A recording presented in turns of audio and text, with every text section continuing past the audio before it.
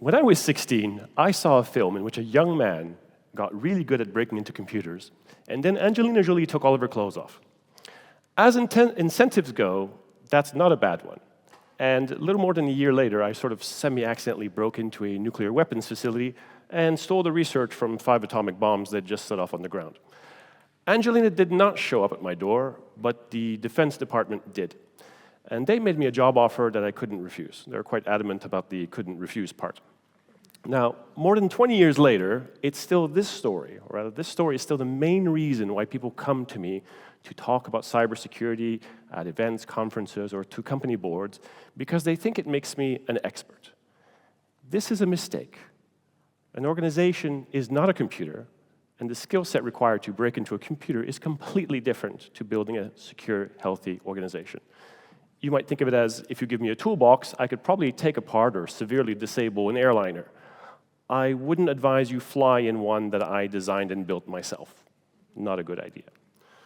But if you are in the business of building airliners, say you're Airbus, imagine this. Imagine you design a new model, you sell a few hundred to airlines around the world, and after some time, some of these airlines start calling you up and say, hey, we've noticed that the bolts that hold the wings to the fuselage come loose during flight.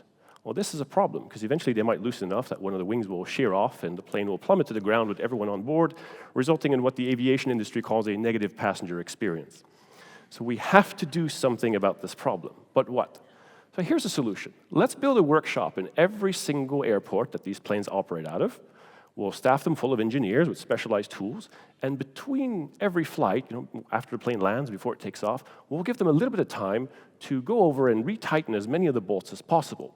Now, this will slow things down. It'll obviously cost a lot of money. That cost will scale with the size of the fleet. It'll have its own complexity issues, whatever, but it will reduce the risk management. Now, the first time I told a colleague about this analogy, he stopped me immediately and said, no, you wouldn't. That's stupid. And he's absolutely correct. It's a very stupid way of solving that problem. But in cybersecurity, it's normality. The vast majority of cybersecurity work is mitigating or managing problems that are caused by decisions further upstream without ever actually going upstream to address those problems. So how would the aviation industry fix this problem? Well, they would look at what's wrong with the fasteners. Did we design it wrong? Did we not account for something? Is it thermal expansion? Are we not drilling the holes right? Is it a supply chain issue? Were we sent the wrong part? Did we miscommunicate the specs? Whatever the issue is, they'd figure it out. And then with a new part or improved process, they would start manufacturing all new planes with that one. Now they'd do some cost analysis of, hey, we have a couple hundred planes here, and they've got 15 years worth of service left. It's going to be a lot cheaper to retrofit all those planes with the new parts than to put them in the workshop for 2-3 hours every single day for the next 15 years. So we're going to do that. We're going to retrofit the field. And now the problem is gone. The risk is gone. The cost of managing that risk is gone. And we've learned a thing or two about fasteners and whatever caused our fastener problem in the first place, so that we're less likely to have a similar issue or related issue in the future.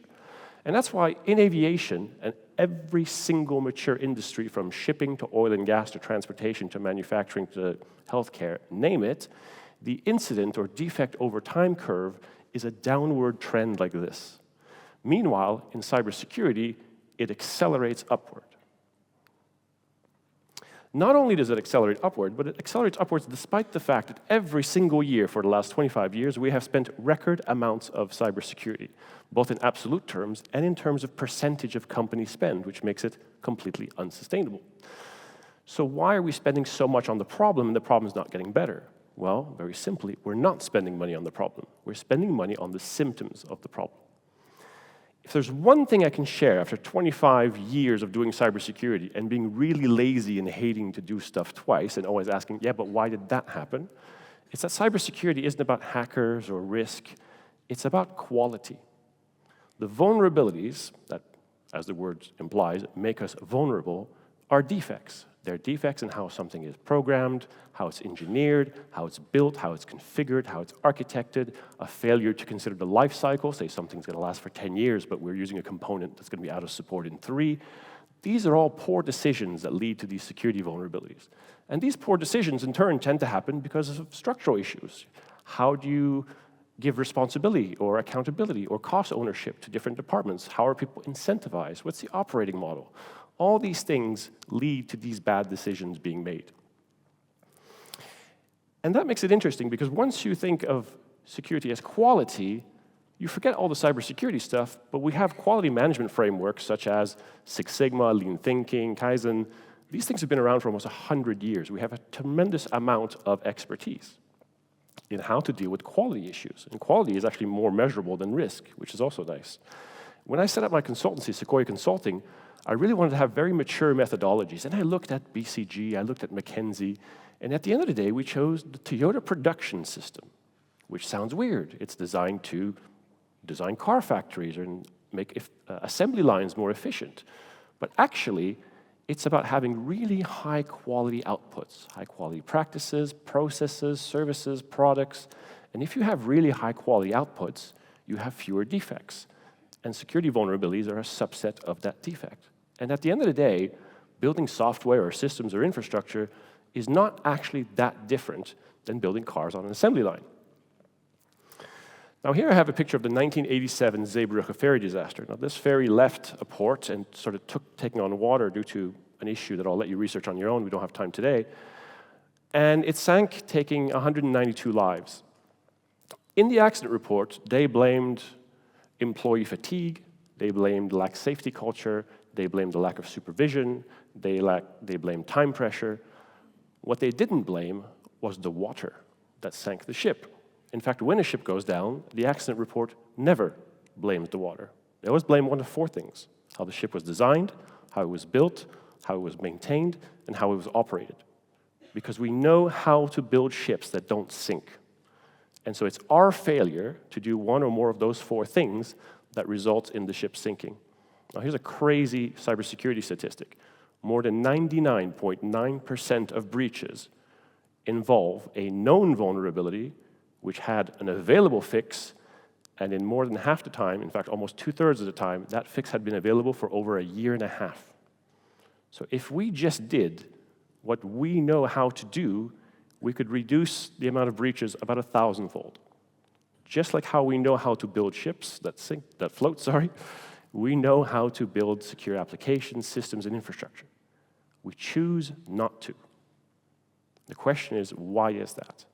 Well, one of my favorite quotes by Warren Buffett is, Charlie Munger, not Warren Buffett, is, "Show me the incentives and I'll show you the outcome." And then just yesterday morning, I was walking down London and I saw someone graffitied a bin, and it said, if someone's being paid to treat a problem, why would they solve the problem? And we've created a system in which cutting corners and quality defects are not the responsibility of the people doing them. And that creates another department whose responsibility it is, whose entire survival and growth depends on there being issues to solve. So what is their incentive to get the other department to do a better job? And so we've actually created a system that reinforces the very problem that it's supposed to solve. The other thing that's interesting about security, and I think one of the reasons why we've actually structured things that way, is that there's a perception that it's a cost center.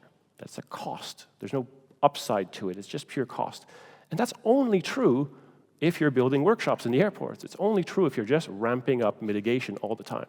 If you're going after the root causes as far upstream as you can, the opposite becomes true. Every single time we've cost modeled fixing something properly as close to the root cause as possible for a client, it's always come out cheaper.